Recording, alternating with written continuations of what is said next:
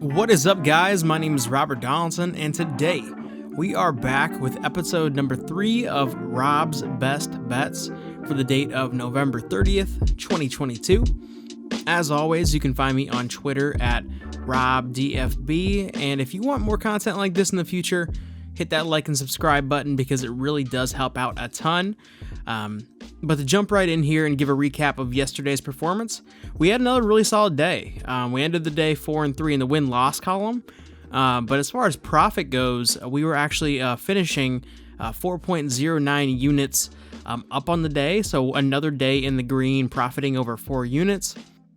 And that really just goes to show you how much bet sizing really does come into play with sports betting. And man, really felt like Michigan was going to pull that one out on the money line throughout the game and even at the end of the game. But oh well, it's a new day with the new slate, and there are a lot, and I mean a lot, of great games on the board today. So let's get right into the new picks for this slate on November 30th, 2022. All right, so for our first bet of the day, we are actually going to be laying 2 units on the DePaul Blue Demons at -4.5. And DePaul has been a pretty disappointing team so far this season when you look at how much talent they do have on paper. That said, when you do have guys like Umoja Gibson, Yoranai, and Javon Johnson, at some point they are going to be able to right that ship, I think.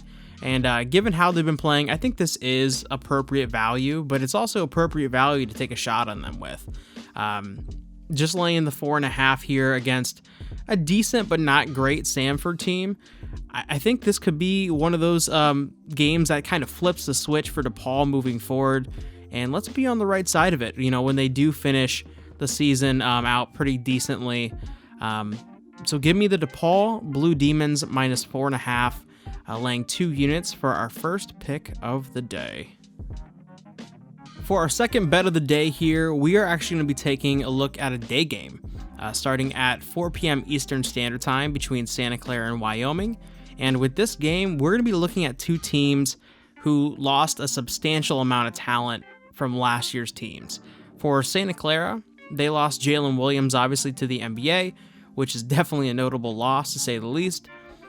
That said, Wyoming had lost a lot, and I do mean a lot, with Graham Ike and Drake Jeffries.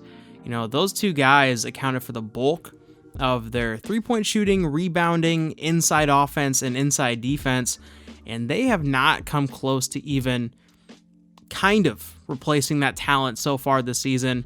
So give me Santa Clara here, laying the -2 for 2 units in a game where I think that they could run away with this one. It's a day game, so it is also kind of fun to watch one of those games that is on its own little island. But I do think Santa Clara ends up winning this game, and ends up winning this game pretty handily. So for our second pick of the day here, we're taking Santa Clara -2 for 2 units. For pick number 3, we are going to be looking towards another off-the-radar type of game between George Mason and Hofstra. And in this game, I'll come out and plainly say it. Give me George Mason laying the -3 for 3 units. So far this season, George Mason hasn't played up to the level that I think their talent speaks to. But this is a team that's built to be a contender in the A10, or at least a competitive team in that conference. And I think this is a perfect game for them to really flip a switch and get things going on the right track, similarly to DePaul, who we just talked about. So give me George Mason laying the 3 for 3 units for our third pick of the day. Wow, that is a lot of 3s, but I do like the George Mason Patriots here. For our fourth pick of the day, let's take a look at another off-the-radar type of game between the Loyola Marymount Lions and the Colorado State Rams. And as for an angle here, I'm taking the Lions +7.5 for 3 units. And I'm even throwing an additional unit down on the money line here as well. I just love this game as a bettor because over the past few seasons, Colorado State has been a consistent moneymaker and a consistent top 50 team in college basketball. But that was when David Roddy and Kendall Moore were part of the team. And during those runs, they also had Isaiah Stevens on those teams, and Isaiah Stevens is now listed as out indefinitely and will probably not be playing in this game either. So there's a lot going against Colorado State here just from a betting perspective over the years. And aside from all of that, the Lions are also a very good basketball team. You know, they've already had wins over a good Bellarmine team and a win over Wake Forest, which after yesterday looks even better now. So give me the Loyola Marymount Lions here, getting the 7.5 points. And like I said, let's throw an additional unit down here on the money line as well. And let's do it with some confidence for 3 units on plus 7.5 and 1 unit here on the money line. All right, so for our 5th play of the day, let's turn our attention to a Big 12 Big East matchup between the TCU Horned Frogs and the Providence Friars. And when you look at TCU this season, it's very clear why they just love having a healthy Mike Miles in their lineup, because he really completes what Jamie Dixon is looking to do. You know, they want to be physical, they want to be methodical, and they want to drive to the rim. And on the other side, that's what Providence looks to do as well. So you want to know what that means? That's right. We are definitely taking the under of 135.5 here, and we are taking it with a lot of confidence, laying 4 units on this game. And I can easily see this game being something that plays into the high 50s, and that's it. So give me the under for our 5th play of the day here between TCU and Providence. And like I said, let's do it with some confidence. 4 units. Let's see a lot of slow, methodical, punchy in the mouth basketball.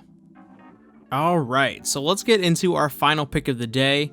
And for that final pick, we are heading into a A10 SEC matchup between the Vanderbilt Commodores and the VCU Rams. And I am all in on VCU in this one, laying the -2.5. You know, when you look at VCU, they are 9-0 across their last 9 games playing at home. And they've also won 5 of their last 6 against SEC teams straight up. So when you look at this Vanderbilt team, it's another season where I feel like they're going to be either in the bottom of the SEC or at least in the middle of the road. And it's the exact opposite with VCU. I see a team that is definitely capable of competing at the top of the A10 and potentially even winning the conference outright. So give me the VCU Rams laying the 2.5 points at home for 4 units for our final play of the day. And with all that being said, today's slate of college basketball is absolutely stacked. 2 days in a row of great college basketball games, and I promise you, these will not be the only games I end up betting today. So if you want me to send you the rest of the games that I've already bet for today, here's what you need to do. First things first, you're going to need to subscribe to this channel and also drop a like on this video.